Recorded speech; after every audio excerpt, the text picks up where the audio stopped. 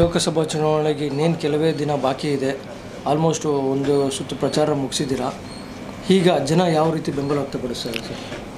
Sir, ಈಗಾಗಲೇ ಕೂಡ ನಮ್ಮ ಕ್ಷೇತ್ರದಲ್ಲಿ ನಮ್ಮ ಬಳ್ಳಾರಿ ಗ್ರಾಮಾಂತರ ಮತ್ತು ಬಳ್ಳಾರಿ ನಗರ ಮತ್ತು ಇಡೀ ಜಿಲ್ಲೆ ಕೂಡ ಕಾಂಗ್ರೆಸ್ ಪರವಾಗಿ ಒಂದು ಹವಾ ಎದ್ದಿದೆ.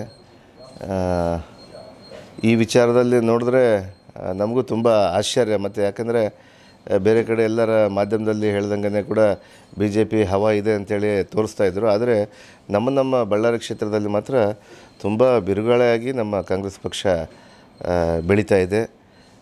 ದಿನಕ್ಕೆ ಕೂಡ ಭಾಳಷ್ಟು ಜನ ಬಂದು ನಮ್ಮ ಪಕ್ಷವನ್ನು ಬೆಂಬಲಿಸಿ, ಸಿದ್ಧಾಂತಗಳನ್ನು ಬೆಂಬಲಿಸಿ ನಮ್ಮ ಪಕ್ಷಕ್ಕೆ ಸೇರ್ಪಡೆಯಾಗಿ ಮೊನ್ನೆ ಉಗ್ರಪ್ಪನವ್ರನ್ನ ಗೆಲ್ಲಿಸಲಿಕ್ಕೆ ಭಾಳಷ್ಟು ಪ್ರಾಮಾಣಿಕ ಪ್ರಯತ್ನ ಮಾಡಿಕೊಂಡು ಕೆಲಸ ಮಾಡ್ಕೊಂಡು ಹೋಗ್ತಾ ಇದ್ದಾರೆ. ಈಗ ಮೋದಿ ಅಲೆ ಅಂತ ಹೇಳ್ತಿದ್ದಾರೆ. ಇಲ್ಲಿ ಬಳ್ಳಾರಿಯಲ್ಲಿ ಯಾವ ರೀತಿ ಅದು ಪರಿಣಾಮ ಬೀರುತ್ತೆ ಸರ್? ಇಲ್ಲ, ಬಳ್ಳಾರಿಯಲ್ಲಿ ಅಂತ ಅಲೆ ಅಂತ ಮೋದಿ ಅಲೆ ಅಂತ ಬೇರೆ ಕಡೆ ಎಲ್ಲಿದೆ ಅನ್ನೋ ಗೊತ್ತಿಲ್ಲ. ಆದರೆ ಬಳ್ಳಾರಿಗೆ ಯಾವತ್ತೂ ಕೂಡ ನಮ್ಮ ಬಳ್ಳಾರಿಯ ಮತದಾರರು ಭಾಳಷ್ಟು ಪ್ರಬುದ್ಧ ಮತದಾರರಿದ್ದಾರೆ, ವಿದ್ಯಾವಂತ ಮತದಾರರಿದ್ದಾರೆ. ಅದರಲ್ಲಿ ಜಾಸ್ತಿಯಾಗಿ ನೋಡಿದ್ರೆ ಒಬ್ಬ ಒಳ್ಳೆಯ ಅಭ್ಯರ್ಥಿನ ಗೆಲ್ಲಿಸುವಂಥ ಒಂದು ಶಕ್ತಿ ನಮ್ಮ ಬಳ್ಳಾರಿ ಜನಕ್ಕಿದೆ. ಆ ಕಾರಣಕ್ಕಾಗಿ ಇವತ್ತು ನಮ್ಮ ಎದುರಾಳಿಗಳನ್ನ ತೆಗೆದುಕೊಂಡು ಹೋದರೆ ಮೊನ್ನೆ ಉಗ್ರಪ್ಪನವರು ಇವರೇನು ಕಳೆದ 4 ತಿಂಗಳಿಂದ ಲೋಕಸಭೆ ವ್ಯಾಪ್ತಿಯಲ್ಲಿ ಕೆಲಸ ಮಾಡ್ಕೊಂಡು ಹೋಗಿದ್ದಾರೆ. ಉಪಚುನಾವಣೆ ಗೆದ್ದ ನಂತರ 4 ತಿಂಗಳಲ್ಲಿ ಸತತವಾಗಿ ಜಿಲ್ಲೆಯಲ್ಲೇ ಇದ್ದು ಇಲ್ಲೇ ಎಲ್ಲರಿಗೂ ಸ್ಪಂದಿಸುತ್ತಾ ಅನೇಕ ಬೇಡಿಕೆಗಳನ್ನು ಈಡೇರಿಸುತ್ತಾ, ಅದಕ್ಕಿಂತ ಹೆಚ್ಚಾಗಿ ನಮಗೆ ಕಳೆದ 15 ವರ್ಷದಿಂದ ಕೂಡ ಯಾರೂ ಕೂಡ ನಮ್ಮಲ್ಲಿ ನಮ್ಮ ಬಳ್ಳಾರಿ ಬಗ್ಗೆ ಆಗಲಿ, ನಮ್ಮ ತಾಲೂಕುಗಳ ಬಗ್ಗೆ ಆಗಲಿ ಯಾರೂ ಕೂಡ ಧ್ವನಿ ಎತ್ತಿದ್ದಿಲ್ಲ. ಆ ಕಾರಣಕ್ಕಾಗಿ ಇವತ್ತು ಉಗ್ರಪ್ಪನವರ ಒಂದು ಚಾತುರ್ಯತನದಿಂದ ಮತ್ತು ಅವರು ನಿರ್ಗಳವಾಗಿ ಮಾತಾಡುವಂಥ ಶಕ್ತಿ ಅವ್ರಿಗೂ ಇದೆ. ಅದರಲ್ಲಿ ಹೆಚ್ಚಾಗಿ ಇಂಗ್ಲೀಷು ಮತ್ತು ಹಿಂದಿ ಮತ್ತು ಎಲ್ಲ ಭಾಷೆಗಳಲ್ಲಿ ಭಾಳಷ್ಟು ನೀಟಾಗಿ ಮಾತಾಡಿಕೊಂಡು ನಮ್ಮ ಲೋಕಸಭಾ ವ್ಯಾಪ್ತಿಯಲ್ಲಿ ಬರುವಂಥ ಒಂದು ಸಮಸ್ಯೆಗಳನ್ನು ಈಗಾಗಲೇ ಕೂಡ ಕೇಂದ್ರ ಸರ್ಕಾರಕ್ಕೆ ತೋರಿಸಿದ್ದಾರೆ.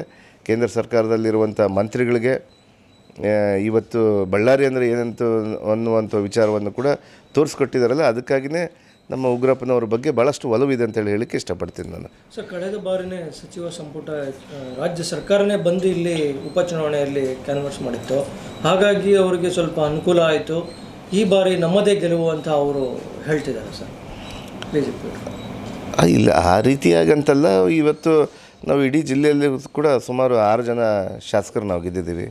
ಅದರಲ್ಲಿ 2 ಮಂತ್ರಿಗಳು ನಾವು ನಮ್ಮ ಭಾಗದಲ್ಲಿ 2 ಮಂತ್ರಿಗಳನ್ನು ನಮ್ಮ ಮೊನ್ನೆ ತುಕಾರಾಮ್ ಅವರು ಮತ್ತು ನಮ್ಮ PT ಪರಮೇಶ್ವರ್ ನಾಯಕ್ ಸಾಹೇಬರು ನಮ್ಮ ಜಿಲ್ಲೆಯವರೇ ಆಗಿದ್ದಾರೆ. ಅವರವರು ತಾಲೂಕುಗಳಲ್ಲಿ ಕೂಡ ಭಾಳಷ್ಟು ಪ್ರಚಂಡ ಬಹುಮತ ಕೊಡ್ತಾರೆ. ಅವರು ಪಕ್ಕದ ತಾಲೂಕಲ್ಲಿ ಕೂಡ ಅವರು ಜವಾಬ್ದಾರಿಯನ್ನು ವಹಿಸ್ಕೊಂಡಿದ್ದಾರೆ.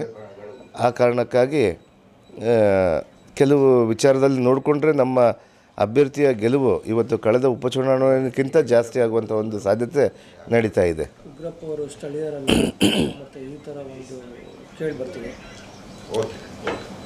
ಅಲ್ಲ, ಆ ರೀತಿಯಿಂದ ಸ್ಥಳೀಯರು ಅಂಥೇಳಿ ಉಪಚುನಾವಣೆಯಲ್ಲಿತ್ತು. ಬಟ್ ಆದರೆ ಇವತ್ತು 4 ತಿಂಗಳ ನಂತರ ಅವರು ಏನು ಕಾರ್ಯವೈಖರಿ ನೋಡ್ತಾ ಇದ್ದರೆ, ಇವತ್ತು ಸ್ಥಳೀಯರಿಗೆ ನಮ್ಮ ಬಳ್ಳಾರಿ ಜಿಲ್ಲೆಗೆ ಯಾವ ರೀತಿ ಒಬ್ಬ ಅಭ್ಯರ್ಥಿ ಬೇಕೋ ಆ ರೀತಿ ಅಭ್ಯರ್ಥಿ ಸಿಕ್ಕಿದ್ದಾರೆ ಅಂಥೇಳಿ ಕಳೆದ 4 ತಿಂಗಳಲ್ಲಿ ಅವರು ಅದನ್ನು ಪ್ರೂವ್ ಮಾಡ್ಕೊಂಡಿದ್ದಾರೆ. ಆ ಕಾರಣಕ್ಕಾಗಿ ಇವತ್ತು ಸ್ಥಳೀಯರಂತೇಳೋ ವಿಚಾರ ಬರ್ತಾ ಇಲ್ಲ. ಆಗ ನೋಡಿಕೊಂಡ್ರೆ ದೇವೇಂದ್ರಪ್ಪ ಅವರು ಕೂಡ ದಾವಣಗೆರೆ ಜಿಲ್ಲೆಯವರಾಗಿದ್ದಾರೆ. ಇವತ್ತು 2 ಹೊರಗಿನವರು ಆಗಿದ್ದಾಗ ಅಟ್ಲೀಸ್ಟು ನಮಗೆ ಉಗ್ರಪ್ಪನವರು ಕಳೆದ 4 ತಿಂಗಳಲ್ಲಿ ಮಾಡಿದಂಥ ಒಂದು ಕಾರ್ಯವೈಖರಿ ನೋಡಿಕೊಂಡು ಇಲ್ಲಿ ಸ್ಥಳೀಯ ಸಮಸ್ಯೆಗಳ ಬಗ್ಗೆ ಕೂಡ 4 ತಿಂಗಳಲ್ಲಿ ಕೂಡ ಅರಿತುಕೊಂಡಿದ್ದಾರೆ. ಅದರ ಬಗ್ಗೆ ಅವರು ಧ್ವನಿ ಎತ್ತುವಂಥ ಕೆಲಸ ನಮ್ಮ ಲೋಕಸಭೆಯಲ್ಲಿ ಮಾಡ್ತಾರೆ ಅಂತೇಳಿ ವಿಶ್ವಾಸ ಜನಗಳಿಗೆ ಬಂದಿದೆ. ಇವತ್ತು ಬಳ್ಳಾರಿ ಮತದಾರರು ಸ್ವಲ್ಪ ಅಸಮಾಧಾನ, ನಮಗೆ ಸಚಿವ ಸಂಪುಟ ಸಿಗಬೇಕಾಯಿತು ಅಂತ, ಸೊ ಸಿಕ್ಕಿಲ್ಲ. ಹಾಗಾಗಿ ತಾವೇನು ಹೇಳೋಕ್ಕೆ ಇಷ್ಟಪಡ್ತೀನಿ? ಇಲ್ಲ, ಬಹುಶಃ ನಾನು ಕೂಡ 3 ಬಾರಿ ಶಾಸಕನಾಗಿದ್ದೀನಿ. ಇವತ್ತು ವರಿಷ್ಠರು ಇವತ್ತು ಕೆಲವು ತೀರ್ಮಾನಗಳಿಂದ ಇವತ್ತು ಈಗಾಗಲೇ ಕೂಡ ನಮ್ಮ ಜಿಲ್ಲೆಗೆ 2 ಸಚಿವ ಸ್ಥಾನವನ್ನು ಕೊಟ್ಟಿದ್ದಾರೆ. ಮುಂದಿನ ದಿನಗಳಲ್ಲಿ ಕೊಡ್ಬೋದು ಅಂತೇಳಿ ವಿಶ್ವಾಸ ಇದೆ. ಮತ್ತು ಅಸಮಾಧಾನ ಅನ್ನುವ ವಿಚಾರ ಅಂತೂ ಇಲ್ಲ. ನಮ್ಮಲ್ಲಿ ಕೆಲವು ನಮ್ಮ ವರಿಷ್ಠರಿಗೂ ಮತ್ತು ನಮ್ಮ ಮಧ್ಯೆ ಸ್ವಲ್ಪ ಬೇರೆ ಬೇರೆ ವಿಚಾರಗಳಿಂದ ಸ್ವಲ್ಪ ಒಡಕಿತ್ತು. ಅದನ್ನೆಲ್ಲ ಕೂಡ ಈಗಾಗಲೇ ಕೂಡ ಮಾನ್ಯ ನಮ್ಮ CLP ನಾಯಕರಾದಂಥ ನಮ್ಮ ಸಿದ್ದರಾಮಯ್ಯ ಸಾಹೇಬರು ಮತ್ತು ದಿನೇಶ್ ಗುಂಡೂರಾವ್ ಸಾರು ಮತ್ತು ನಮ್ಮ ಜಿಲ್ಲಾ ಉಸ್ತುವಾರಿ ಮಂತ್ರಿಗಳು ಡಿ ಕೆ ಶಿವಕುಮಾರ್ ಸಾಹೇಬರು ಇವರೆಲ್ಲರೂ ಕೂಡ ಒಟ್ಟಾಗಿ ನಮ್ಮ ಸಮಸ್ಯೆಗಳನ್ನೆಲ್ಲ ಬಗೆಹರಿಸಿದ್ದಾರೆ. ಇನ್ನು ಮುಂದಿನ ದಿನಗಳಲ್ಲಿ ನಮ್ಮ ಕಾಂಗ್ರೆಸ್ ಪಕ್ಷವನ್ನು ಬೆಳೆಸಬೇಕಂತೇಳಿ ಎಲ್ಲರೂ ಒಗ್ಗಟ್ಟಾಗಿ ನಾವು ಕೆಲಸ ಮಾಡ್ಕೊಂಡು ಹೋಗ್ತಾ ಇದ್ದೀವಿ. ಪಕ್ಷ ಯಾರು ಕಂಡೀಷನ್ ಹಾಕಿದೆ ಸರ್, ಈ ಬಾರಿ ಉಗ್ರಪ್ಪ ಅವ್ರು ಗೆಲ್ಲಿಸಿದ್ರೆ ನಿಮಗೆ ಸಚಿವ ಸ್ಥಾನ ಸಿಗುತ್ತೆ ಅಂತ?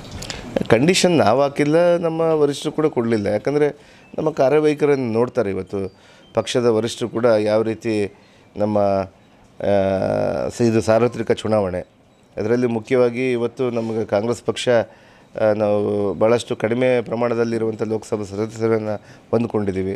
ಅದರಲ್ಲಿ ಬೈ ಎಲೆಕ್ಷನಲ್ಲೇ ನಾವು ಪ್ರೂವ್ ಮಾಡಿದ್ವಿ, ಉಗ್ರಪ್ಪನವ್ರನ್ನ ಗೆಲ್ಲಿಸಿ ಈ ಒಂದು ಕ್ಷೇತ್ರವನ್ನು ಕಾಂಗ್ರೆಸ್ ಪರವಾಗಿ ಮಾಡಿದ್ದೀವಿ ಅಂಥೇಳಿ. ಇವತ್ತು ವರಿಷ್ಠರಿಗೆಲ್ಲ ಕೂಡ ಕರೆಕ್ಟಾಗಿ ನೋಡ್ತಾ ಇದ್ದಾರೆ. ಇವತ್ತು ಜಿಲ್ಲೆಯಲ್ಲಿ ಯಾರ್ಯಾರು ಯಾವ ರೀತಿ ಕೆಲಸ ಮಾಡ್ತಾಯಿದ್ದಾರೆ, ಅವ್ರಿಗೆ ಮುಂದಿನ ದಿನಗಳಲ್ಲಿ ಯಾವ್ಯಾವ ಸ್ಥಾನಮಾನಗಳು ಕೊಡಬೇಕಂತೇಳಿ ಕೂಡ ಈಗಾಗಲೇ ಕೂಡ ನಿರ್ಧಾರ ತೆಗೆದುಕೊಂಡಿದ್ದಾರೆ. ಎಷ್ಟು ಅಂತರದಲ್ಲಿ ಉಗ್ರಪ್ಪ ಅವ್ರು ಗೆಲ್ಬೋದು ಅಂತ ತಮ್ಮ ಅನಿಸಿಕೆ ಸರ್? ಸರ್, ಈಗಾಗಲೇ ನಾನು ಹಳ್ಳಿಗಳಲ್ಲಿ ಪ್ರವಾಸ ಮಾಡಿದಾಗ ವಿಶೇಷವಾಗಿ ಕೆಲವು ರೈತರು ಭಾಳಷ್ಟು ಜನ ನಮ್ಮ ಕಾಂಗ್ರೆಸ್ ಪಕ್ಷದ ಮೇಲೆ ಒಂದು ನಿರೀಕ್ಷೆಯನ್ನು ಇಟ್ಕೊಂಡಿದ್ದಾರೆ.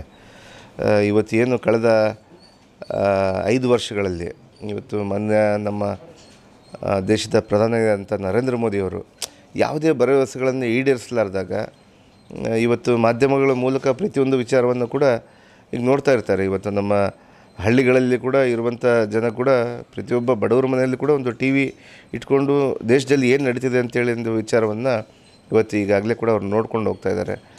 ಆ ನಿಟ್ಟಿನಲ್ಲಿ ನೋಡಿದ್ರೆ ಇವತ್ತು ಕಳೆದ 5 ವರ್ಷದಲ್ಲಿ ಏನು BJP ಅವರ ಮ್ಯಾನಿಫೆಸ್ಟೋ ಅಲ್ಲಿ ಅವರು ಪ್ರಣಾಳಿಕೆಯಲ್ಲಿ ಯಾವ ರೀತಿಯಾದಂಥ ವಿಚಾರಗಳನ್ನು ಹೇಳಿದ್ರಲ್ಲ, ಅದರಲ್ಲಿ ಒಂದು ಕೂಡ ಈಡೇರಿಸಲಿಕ್ಕೆ ಅವ್ರಿಗಾಗಿಲ್ಲ.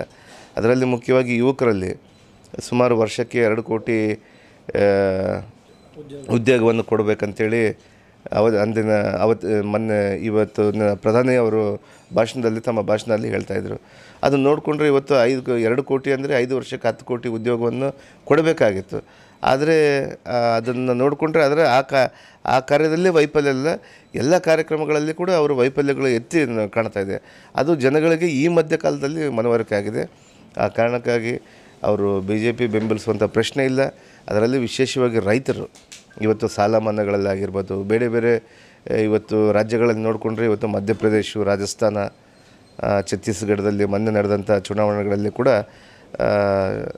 ಅಸೆಂಬ್ಲಿ ಎಲೆಕ್ಷನಲ್ಲಿ ಕೂಡ ಅವರು ಏನು ವಾಗ್ದಾನ ಮಾಡಿದರು ಅದನ್ನೆಲ್ಲ ಕೂಡ ಕಾಂಗ್ರೆಸ್ ಪಕ್ಷ ಈಡೇರಿಸಿದೆ. ಆ ಕಾರಣಕ್ಕಾಗಿ ಮುಂಬರುವ ದಿನಗಳಲ್ಲಿ ಕೂಡ ಇವತ್ತೇನು ನಮ್ಮ ಪ್ರಣಾಳಿಕೆಯಲ್ಲಿ ಬಿಡುಗಡೆ ಮಾಡಿರುವಂಥ ನಮ್ಮ ರಾಹುಲ್ ಗಾಂಧಿಯವರು ಏನು ಯೋಜನೆಗಳನ್ನು ಹಾಕ್ಕೊಂಡಿದ್ದಾರಲ್ಲ, ಅದನ್ನೆಲ್ಲ ಕೂಡ ಪೂರ್ಣ ಪ್ರಮಾಣದಲ್ಲಿ ಸರ್ಕಾರ ಬಂದಾಗ, ರಾಹುಲ್ ಗಾಂಧಿಯವರು ಪ್ರಧಾನಿಯಾದಾಗ ಆ ವಿಚಾರಗಳನ್ನೆಲ್ಲ ಕೂಡ ಬಗೆಹರಿಸ್ತಾರೆ ಅನ್ನುವಂಥ ವಿಶ್ವಾಸ ಇದೆ.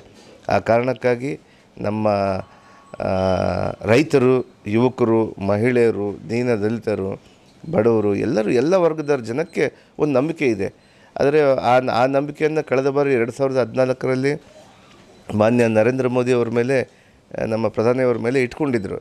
ಅದು ಹುಸಿ ಆದಮೇಲೆ ಇವತ್ತು ಇನ್ನೊಂದು ಪಕ್ಷಕ್ಕೆ ಬರಬೇಕನ್ನುವಂಥ ವಿಚಾರದಿಂದ ಇವತ್ತು ಇಡೀ ನಮ್ಮ ಜಿಲ್ಲಾದ್ಯಂತ ಆಗಿರ್ಬೋದು, ರಾಜ್ಯಾದ್ಯಂತ ಆಗಿರ್ಬೋದು ಕಾಂಗ್ರೆಸ್ ಪರವಾಗಿದೆ ಅನ್ನೋಂಥ ವಿಚಾರವನ್ನು ನಾನು ಹೇಳ್ತೀನಿ.